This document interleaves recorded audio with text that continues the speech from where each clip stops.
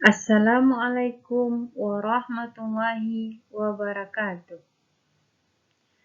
Pada kesempatan kali ini, Ibu ucapkan selamat datang dan selamat bergabung kepada Ananda peserta Matsama tahun pelajaran 2021-2022 di MTSN 11 Tanah Datar.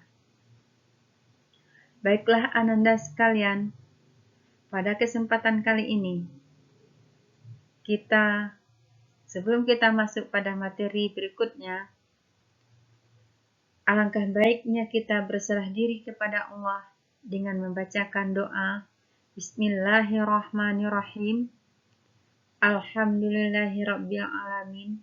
Wassalatu wassalamu ala asrafil anbiya'i wal mursalin wa ala alihi wa ashabihi ajmain. Rabbi syrahli sadri wa yassirli amri wahlul 'uqdatam min lisani yafqahul qawli. Allahumma inni as'aluka salamatan fid din wa afiatan fil jasadi wa ziyadatan fil ilmi wa barakatan fil rizki wa taubatan qablal maut. A'udzu bikalimatillahi tammati min syarri ma khalaq. Alhamdulillahi rabbil alamin. Mudah-mudahan dengan kita sering berdoa, mudah-mudahan kita terhindar dari mara bahaya dan musibah yang sedang melanda pada saat ini. Selanjutnya, salawat dan salam tak lupa pula kita kirimkan buat Nabi kita, Nabi Muhammad Sallallahu Alaihi Wasallam. Allahumma sholli ala Muhammad wa ala ali Muhammad. Sebagai perkenalan, nama Ibu adalah Fitri Zahyanti SAG. Mengajar mata pelajaran Al-Quran Hadis kelas 7 dan kelas 8. Dan mendapat tugas tambahan sebagai Wakil Kepala Madrasah bidang kurikulum. Kali ini, Ibu akan memberikan materi maksama tentang kegiatan belajar mengajar. Sebelum kita masuk bagaimana kegiatan belajar mengajar itu, kita harus tahu dulu bagaimana tentang struktur kurikulum yang ada pada sekolah kita. Apa yang dikatakan struktur kurikulum itu adalah pola dan susunan mata pelajaran yang harus ditempuh oleh peserta didik dalam kegiatan proses belajar mengajar.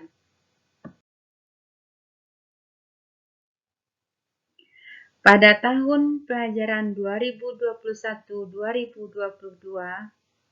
struktur kurikulum MTSN 11 Tanah Datar telah mengacu kepada KMA 184-183-2019,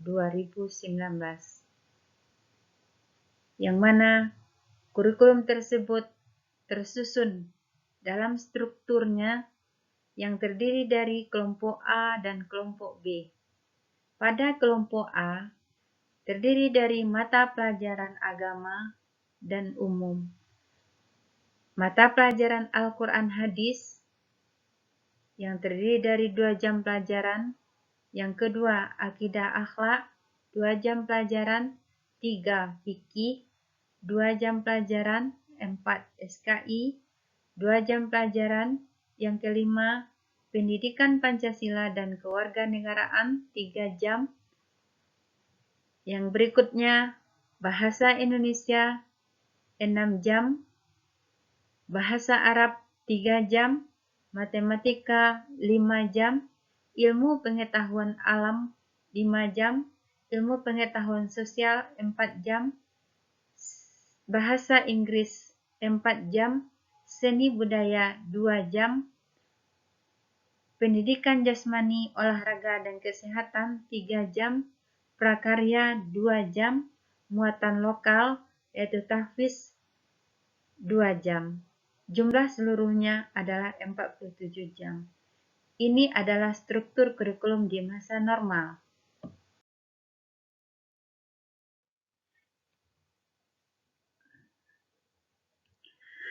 Pada kesempatan kali ini, karena kita masih dalam suasana pandemi COVID-19, maka kurikulum MTS 11 Tanah Datar yang kita gunakan adalah kurikulum darurat yang terdiri dari Al-Quran Hadis 2 jam, Akidah Akhlak 2 jam, Fikih 2 jam, Sejarah Kebudayaan Islam 2 jam, Pendidikan Pancasila dan Kewarganegaraan 2 jam, Bahasa Indonesia 5 jam, Bahasa Arab 2 jam, Matematika 5 jam, Ilmu Pengetahuan Alam 5 jam, Ilmu Pengetahuan Sosial 4 jam, Bahasa Inggris 4 jam, Seni Budaya 2 jam, Penjaskes atau Pendidikan Olahraga 2 jam, Prakarya 2 jam, dan Tahfiz 2 jam.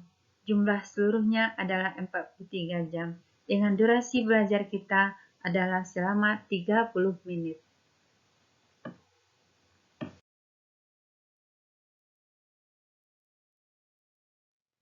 Nah, berikutnya, bagaimana dengan kegiatan belajar mengajar kita? Untuk kegiatan belajar mengajar pada masa pandemi ini, kita adalah melalui daring. Daring dapat dilakukan dengan WhatsApp Group, di mana wali kelas akan membuat sebuah grup dengan memasukkan nomor WA Ananda kepada masing-masing kelas, dan kemudian melalui grup tersebut Ananda akan mengambil absen, akan menerima materi, dan akan menerima tugas dari wali kelas. Dan juga melalui grup mata pelajaran. Dan ada juga yang membuat dengan Google Form, serta video pembelajaran. Yang kedua adalah melalui luring.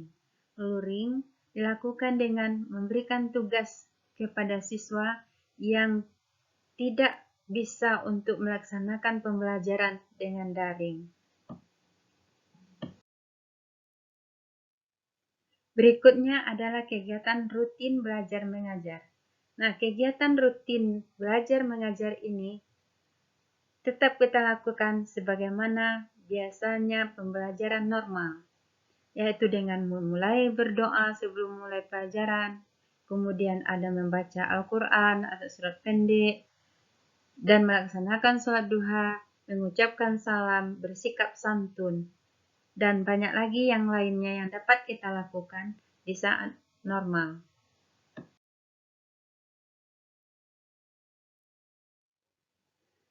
Berikutnya, masalah penilaian.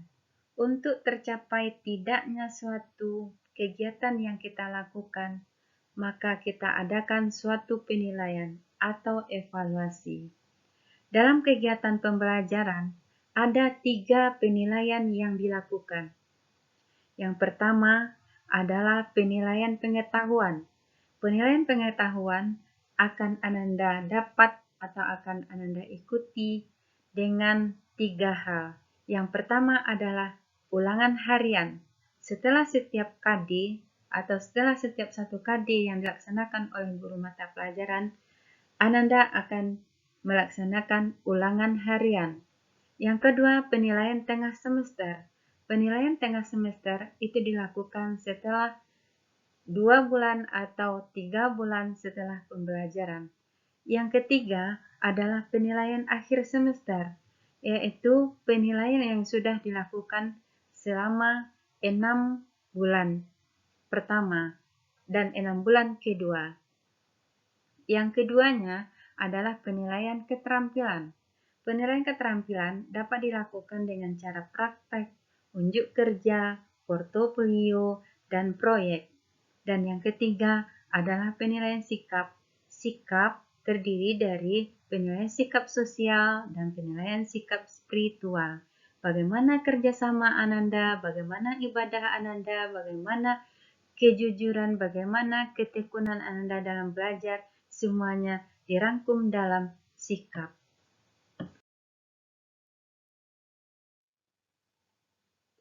Sebagai tugas Ibu berikan, silakan Ananda tulis pengalaman Ananda waktu belajar di SD, baik itu tentang pelajaran yang paling Ananda sukai atau yang tidak Ananda sukai.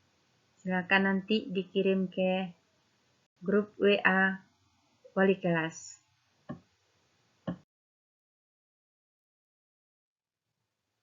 Demikian saja materi kita pada hari ini. Mudah-mudahan ada manfaatnya dan kita selalu dilindungi oleh Allah Subhanahu wa taala. Sekian dan terima kasih. Assalamualaikum warahmatullahi wabarakatuh.